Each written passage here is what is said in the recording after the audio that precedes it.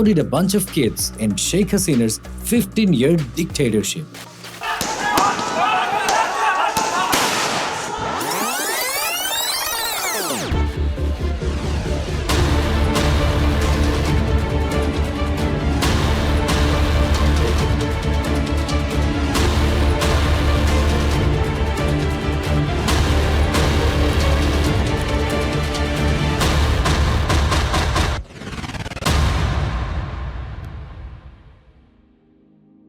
How much does a child cost?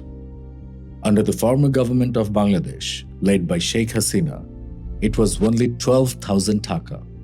The corruption had gone so far beyond that a mother's only way to survive is to sell her child, her own child, sold for just 12,000 taka.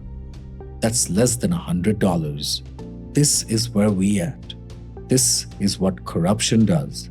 And while she's forced to sell her baby just to survive, the government has spent 400 crore taka, equivalent to more than $33 million, on shiny gold statues of Sheikh Mujibur Rahman.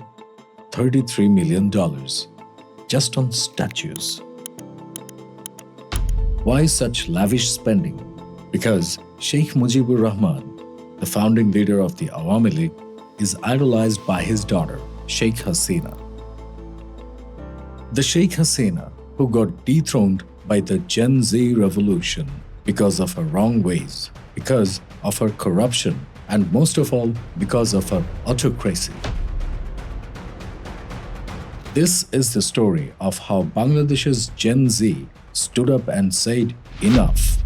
For 15 years, the government had looted the people, breaking promises, and drowning the nation in poverty and corruption. It was about time for this government to face the consequences. People were storming the residence of the Prime Minister, who had escaped in a helicopter. Now, let's break down how the whole thing started.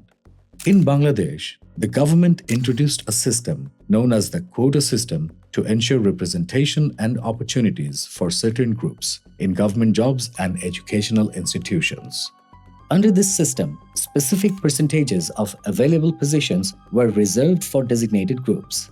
For instance, 30% of government jobs were reserved for the children and grandchildren of the freedom fighters. Additionally, other quotas existed for women, indigenous communities, and underprivileged regions. The breakdown looked something like this: 30% for descendants of freedom fighters, 10% for women, 5% for indigenous communities, 10% for individuals from underdeveloped regions, and 1% for physically disabled individuals. While the intention behind the system was to create equity, it sparked significant controversy over time. The allocation meant that the majority of positions were filled through these reserved quotas, leaving only a limited percentage open for general merit-based competition. This created frustration among students and job seekers. Many who performed better in exams were denied opportunities because of the rigid quota structure. The demands that we have, just simply accept them. Don't twist your answers. You said that the issue will be solved within a month, but that didn't happen. Even the Prime Minister stood in Parliament and said in front of the entire nation that there will be no more quotas. Still, our demands were not met. The system became even more unfair when people started using family connections or special privileges to get jobs or school spots, even if they didn't have the right qualifications. This left hardworking and deserving people behind, making many feel angry and frustrated. It got worse when the quota system seemed tied to politics. Many of the people who benefited were seen as supporters of the Awami League and were easily misusing the quota for their benefit, even fabricating certificates to qualify under the quota. What made it even more problematic was that if someone who rightfully fell under the quota supported a party other than the Awami League, they often had a harder time getting in. This made even more people upset. Because of all this, people began to demand change. They wanted the quotas to be reduced and for jobs and school spots to go to those who worked the hardest and earned it, no matter where they came from.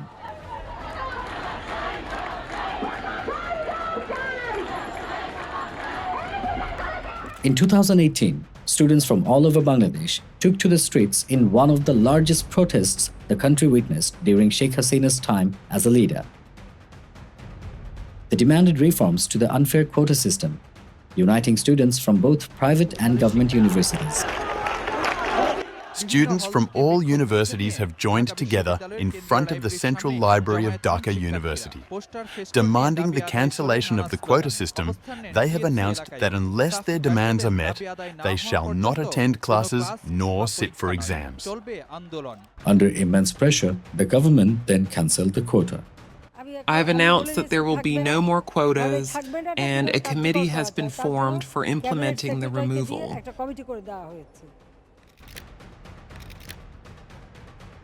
By 2024, the quotas came back just like they were before.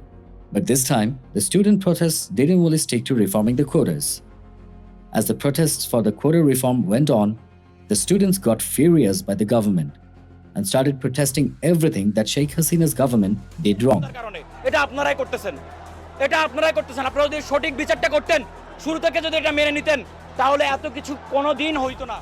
They wanted to see real change to make the future better. What started as a protest to reform the quotas ended up reforming the whole system, led by the anti-discrimination student leaders.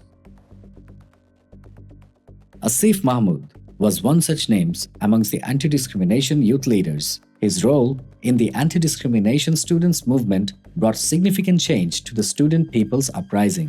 Awami League was like a monster. Before the 7th of January elections, we also hoped that there will be a big protest. We were also ready. On the 6th of January, we gathered in front of the Raju sculpture with the slogan, "No vote under Hasina." But Awami League was such a monster that no force could defeat them. You saw in the papers that billions of dollars were looted away from the country, and this money is now being used against the state. To reform the nation, a new group of people in Bangladesh gave life to the conflict of the fascist system. Their family and the billions of people who came down the highway, they are now aware of politics. There was a built-up frustration because of the inflation that was through the roof, the corruption that was spreading everywhere. People wanted justice for the families that were skipping meals just to survive, while politicians were busy making shady backdoor deals and agreements with India. One specific scandal got the people on edge. On May 31, Mushfiqur Rahman Ifat, son of ex-National Board of Revenue member Mutiur Rahman, purchased a goat from Sadiq Agro.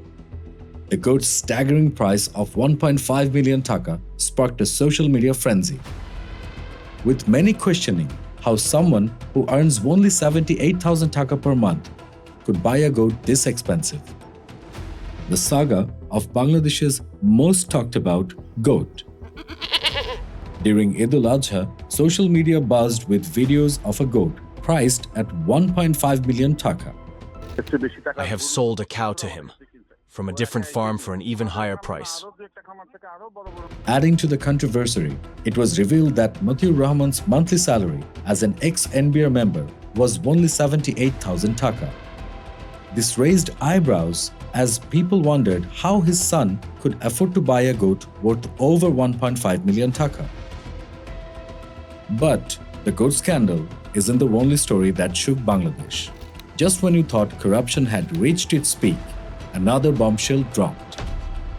Syed Abid Ali, a driver for the Public Service Commission, reportedly owns substantial wealth that has left everyone questioning how he accumulated such riches. In a press conference on the outcome of her visit to China, Sheikh Hasina revealed that a former support staff of hers has amassed 400 crore taka in wealth. He worked in my household as a helper.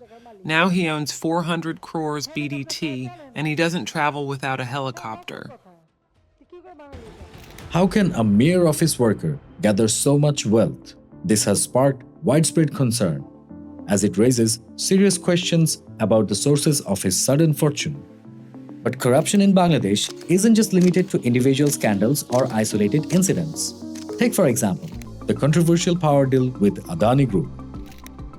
This 1600 megawatt coal power plant in India has become a significant factor in why Bangladeshis are paying more for their electricity. Adani charges Bangladesh almost double the price, 14.02 taka per unit in 2023 compared to 7.83 taka in the previous years. Adani's power alone supplies around 1/10 of Bangladesh's total power needs. This disparity has pushed the average power generation cost from 5.91 taka per unit 5 years ago to 11.03 taka today, an increase of nearly 87%. Mounting unpaid bills have only worsened the situation. With Bangladesh's ongoing dollar crisis, officials are now grappling with unpaid electricity bills, with Adani's power contributing an alarming $100 million every month. A similar situation was faced by Sri Lanka back in 2022, where they faced a major economic crisis due to the corruption. Let's hear from Patham Karner. Known for his activism, Patham was a central figure in Sri Lanka's mass uprising against economic mismanagement and political corruption. We knew that the government was not heading in the right direction. It was well accepted that there's an economic crisis is coming, there's an economic crash will be happening. So we knew that the people will come out of their homes and they will start voicing their voices against the government. So in Sri Lanka, we have seen a lot of people uprisings before because we have a communist Marxist group living in Sri Lanka. It's a political party. They had these communist rebel movements in 1971 as well as 1988. But that was not successful. The government successfully managed to suppress them. They controlled it. So government continued because to me that was not a critical juncture that they acted. But in 2022, we really had a critical juncture. When the students got fed up with corruption and unfairness, they found new ways to fight back. And one of the biggest tools they used was social media. In Bangladesh, about 55.1 million people are on Facebook alone. That makes it the 8th most popular country for Facebook users and the 2nd in South Asia. Even though Bangladesh is a developing country, almost everyone has access to the internet. This means that when something big happens, people can talk about it instantly online. The students had fought against this quota system before, in 2018, and now they were fighting again. When the High Court said the quotas were back, the students couldn't stay silent. They used Facebook, Twitter, and TikTok to organize their protests, share what was happening, and show the world how the government was treating them. Hashtags like End Corruption and Justice for Students helped bring everyone together. They made it easy for people to find information, join the conversation, and show their support. When the police started using violence against peaceful protesters, videos of these incidents went viral. Everyone saw what was happening in real time. And it made the students even more angry and determined to fight for change.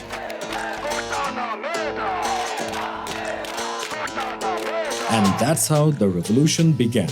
A generation ready to change a system that's been stealing from them for years. Not just in Bangladesh, but across the globe, Gen Z is tearing down the old world to build a better future. From Colombo to Caracas to Dhaka, their voices are shaking the foundations of power. They are confronting corrupt governments, environmental destruction, and systematic injustice. This is the Gen Z revolution, and it's only getting started.